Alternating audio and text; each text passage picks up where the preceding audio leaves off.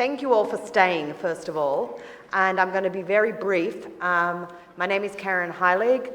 I work at the Claims Conference. I've worked there for 23 years. My main job is negotiations with the German government.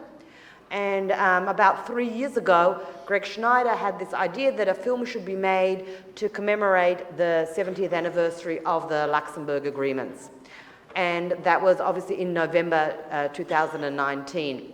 We were at a screening of a film called Who Will Write Our History, which is about the, done by Roberta Grossman, about the Ringelblum diaries in the Warsaw Ghetto. I don't know how many of you have seen that documentary, but we were very impressed with Roberta. She's a magnificent filmmaker, and she was approached to take on this project. And I acted as the producer of the film, and it was really a collaborative process with the German government. I know Kai is here, and it was a project that took a number of years to do. What I'm going to talk about now is, and many of the people in this room, we were very lucky to have as academics, and you will see them in the film when we see it. A film, as great as it is really not really impactful unless it can be shown. It's only as good as the audience that it gets. So just for 2 minutes, I'm going to show you, because it will be relevant for you, how we're distributing the film and what we hope to thereby achieve by it.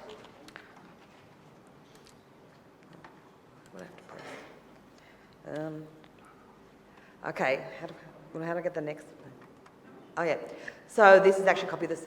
The film is being shown currently in Jewish film festivals worldwide, and we have hired the film company called Go-To Films. It's actually an Israeli company, to be the distributor of the film. It's been going to be shown, has been or will be shown in over 35 film festivals, both Jewish and non-Jewish, including the United Nations Association Film Festival. A film is 74 minutes, but a broadcast version of 58 minutes has been made for broadcast. At the moment, the company Go-To Films that is distributing the film is actually in Amsterdam as we speak. Our distributor there is a collection of different broadcasters who do documentaries, and she is promoting the film to be acquired by other broadcasters.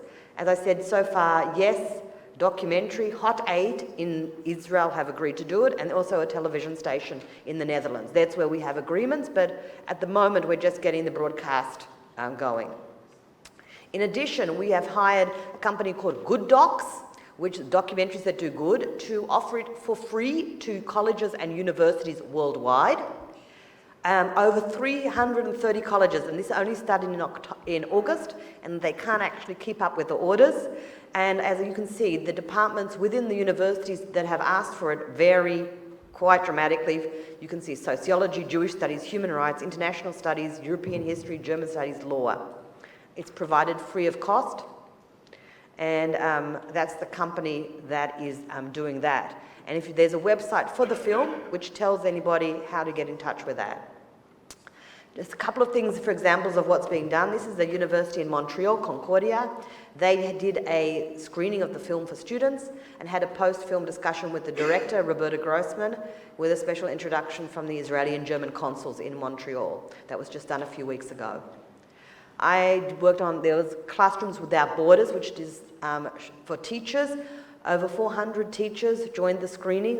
They had a link beforehand to see the film. They had a 48-hour period, I think, to see the film. Then there was a post-film discussion, which I participated in, which had very good reception. In addition, we are working on educational materials, which we started in the US. They're designed for grades 11 and 12, or college courses across subject areas.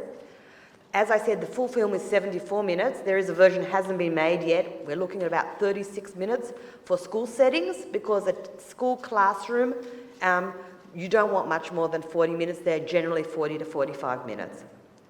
And in addition, when a teacher gets the lessons, they will be able to see the clips relevant to that particular lesson if they don't want to show the whole film. This is for US teachers. which there's 70 lessons that have been planned. We were very lucky that we got an educator from the Museum of Jewish Heritage, which is a Holocaust museum in New York, who was between jobs between there and the USHMM, where she is now working, the Holocaust Museum in Washington. She had a few months between jobs. She agreed to be a consultant. She worked on a total of 7 lessons for us. Here are the names of the lessons. And so if the teacher has only one day, they will use the introduction. Many, especially public schools, will only have one day to do it.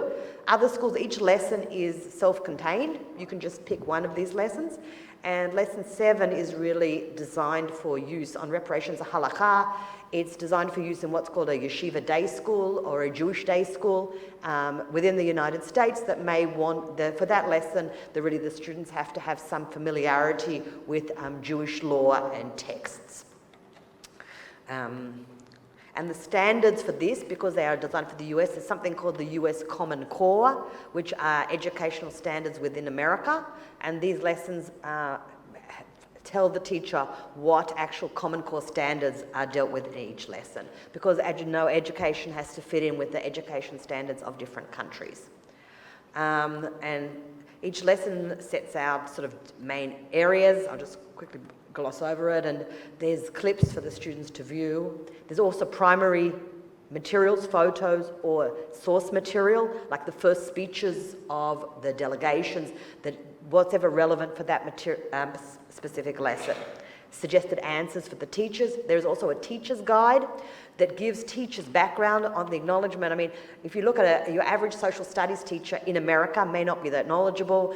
If you think the reunification of Germany is already 30 plus years ago, so if a teacher may or may not have even been an adult when that happened, so you have to actually give a lot of background material, as, you know, given the age of teachers and the history. Just as we were very lucky, as I said, that this was done by Yale. This is just one example from one lesson. This is a lesson that actually looks at leadership. Just as an aside, I did some version of this with some students at a school called the Abraham Joshua Heschel School in New York City, some 12th graders. They were very interested, and a little bit disappointing for me. They pondered them in the discussion. I was given pretty free range by the teacher, because my daughter goes to the school, to talk about what I wanted. They were interested in whether today's leaders would be able to defy popular opinion and actually take leadership of their country. The fact that they were worried about that probably faces reality, but it's a little bit disappointing. But it was very interesting. The whole concept of leadership, which is a whole concept in and of itself.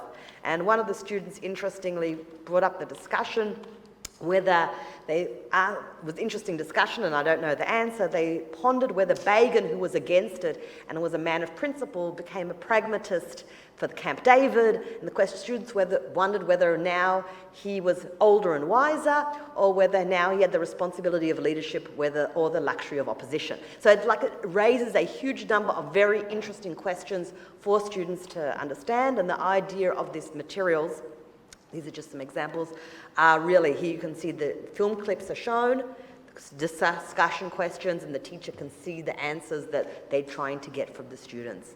So these are still in draft. We haven't had it fully laid out yet. There'll be 7 lessons. But I just wanted to show you that really we haven't worked out either how to distribute the lessons yet, but really what we want to do is, there's one thing for the film to exist, and the other one is really in colleges and at schools and at universities, as well as for the general public through broadcast and eventually through streaming as well. And I think that's sort of all I want to say, and I really want to say that I think one of the benefits of the film, of being done by the Claims Conference and the German government, is had the Claims Conference made the film, it would have looked different. And had the German government made the film, it would have looked different. And I think it's to the benefit and the credibility of the film that an independent filmmaker did it. And her challenge, which you ask her what was the most challenging thing about the film, where she says, I was caught in a play, between the Claims Conference and the German government, and I had to try and find 2 different narratives and weave them into one story. But I think that adds to the effectiveness of the film and to the credibility and the longevity of the film. And I believe this was an appropriate thing for us to do for the 70th anniversary of the Luxembourg Agreements. And I think students, as we know, have a short attention span. They don't like to read books. film is one of the ways that we can capture them. So that's all what I really had to say. Anybody can also ask questions to Kai, who's here, and he'll be here the next couple of days. But now let's just watch the film, and thank you very much.